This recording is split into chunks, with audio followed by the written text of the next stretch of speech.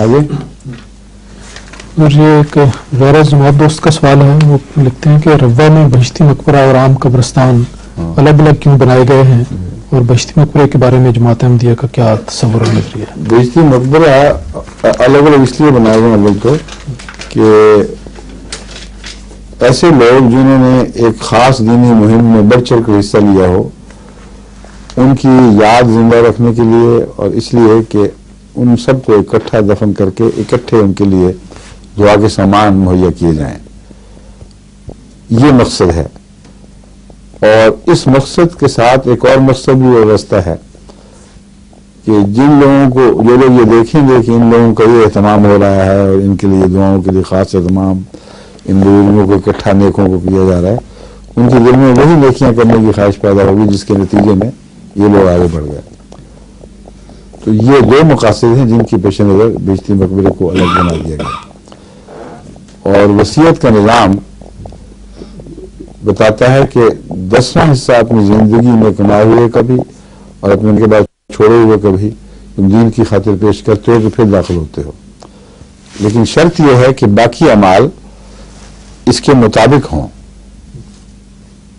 وہ بھی صالح ہوں, ان پر کوئی اعتراض کی کوئی گنجائش کسی دیکھنے والے کو دکھائی نہ دے. اللہ کی نظر میں جو ہے وہ اللہ بہتر جانتا ہے.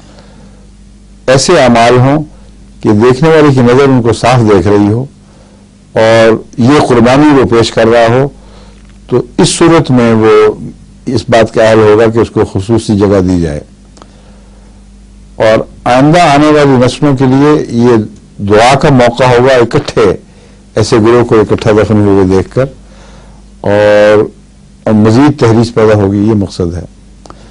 جہاں تک ان کے 100% بخشے جانے کا تعلق ہے, میرے نزدیک یہ تصور درست نہیں ہے. وہ لوگ جن کو حضرت مسیح علیہ السلام نے رویا میں یا کشوف میں یہاں دفن دیکھا, یا جن کے متعلق خوشخبریاں تھیں کہ تمہارے ساتھ دفن ہوں گے, ان کے متعلق تو ہم قطعیت سے کہہ سکتے ہیں, جیسا کہ قرآن کریم سے پتہ چلتا ہے کہ بعض صحابہ کے گروہ کو ان کی زندگی میں نجات یافتہ قرار دے دیا گیا تھا. تو مرنے کے بعد بھی نجات یافتہ ہو رہیں گے, میرے تو نہیں کہ زندگی میں نجات یافتہ اور مرنے کے بعد نعوذ باللہ غیر نجات یافتہ ہو جائیں. تو اسی طرح مسیح علیہ السلام کے وہ صحابہ جنہوں نے قربانیاں دیں, جن کی زندگی کھلی کتاب تھی اور اس پہ صاف دکھائی دے رہا تھا کہ پاکیزہ لوگ ہیں, ان کے متعلق ہم دل میں یقین رکھتے ہیں مگر یہ فیصلہ نہیں ہے. ہم دل میں یقین رکھتے ہیں اور اللہ کے فضل سے توقع رکھتے ہیں کہ یہ لوگ نجات یافتہ ہو جائیں ہوں گے, اور عمومی طور پر یہ فتویٰ دے سکتے ہیں کہ بعد میں آنے والے بھی جنہوں نے جہاں تک ہمارا علم ہے نیکی سے زندگی بسر کی اور قربانیاں کی, وہ نجات یافتہ ہی ہوں گے.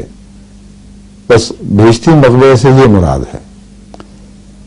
اللہ کے فضل کے ساتھ ایسی توقعات جن کا وابستہ کرنا ان لوگوں کے اعمال سے بھی تعلق رکھتا ہے جو اس میں دفن ہوئے, اس لیے معقول وجہ دکھائی دیتی ہے.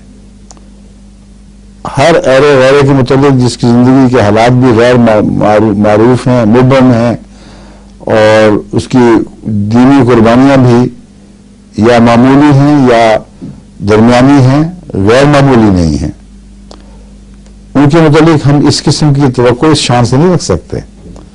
تو ایک وجہ تمیز موجود ہے. ٹھیک ہے, فرمائیے.